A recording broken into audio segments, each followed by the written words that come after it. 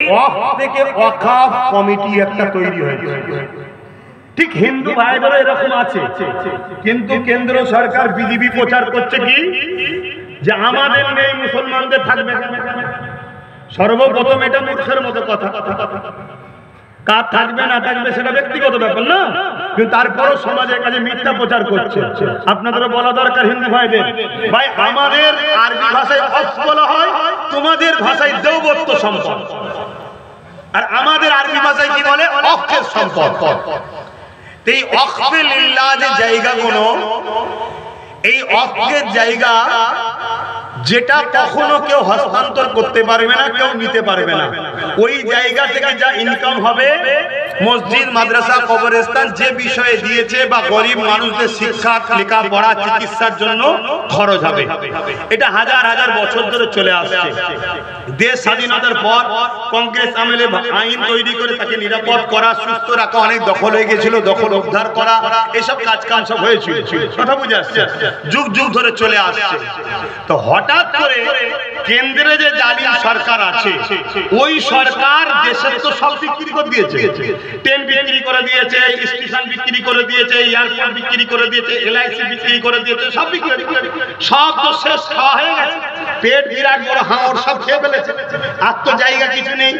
এইবার দেখছে মুসলমানদের তো প্রচুর জায়গা আছে। তো মুসলমানদের জায়গা দখল করার আগে কিন্তু আদিবাসীদের দখল করেছে, এটাও শুনে রাখেন, ভুল হবে।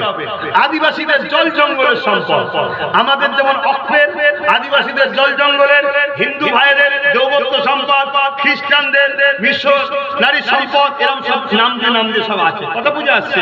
বা খ্রিস্টান টেম্পল এরকম সব তাদের রয়েছে, সব বাইরে আছে।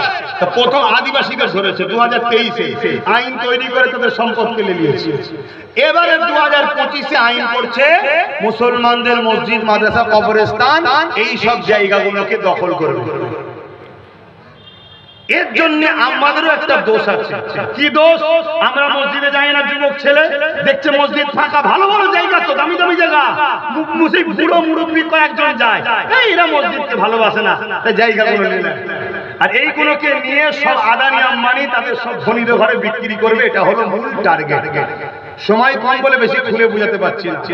এই অফের মধ্যে কি আইন করেছে? এর মধ্যে অনেক ভয়ঙ্কর ভয়ঙ্কর আইন আছে।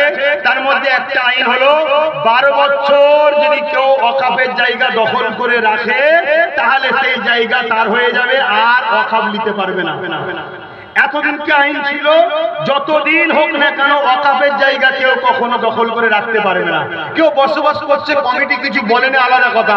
কমিটি যদি এসে বলে ওঠো, উঠে যেতে হবে, কেন এটা ধর্মীয় জিনিস, কেউ দখল করতে পারবে না। এখন কেন্দ্র সরকার কি আইন করছে? যদি 12 বছর কেউ দখল করে রাখে, তারপরে সেটা তার হয়ে যাবে। অলরেডি বোম্বাইয়ে একটা বিশাল বড় এতিমখানার উপরে এই কেন্দ্র সরকারের বন্ধুদের ঘর আছে, ওটাকে বাঁচাবার জন্য চেষ্টা চলছে। কত শুনছেন? শুনুন। আর কি আইন করেছে? এই আইনের মধ্যে আছে অমুসলিমদের ঘরে এই কমিটিকে ঢুকাতে হবে। এটা একটা সংবিধান বিরোধী কথা। কেন? সংবিধানের মধ্যে আছে জাত ধর্মের জিনিস সে নিমন্ত্রণ করবে। এই যে পাশে পুরীতে মন্দির আছে, ওই মন্দিরের কমিটিতে লেখা আছে যে কি ও হিন্দু এই কমিটির মধ্যে থাকতে পারবে না। কেউ কমিটিতে আছে, একদিন মুসলমান বা অন্য কোনো ধর্মে চলে গেল, সঙ্গে সঙ্গে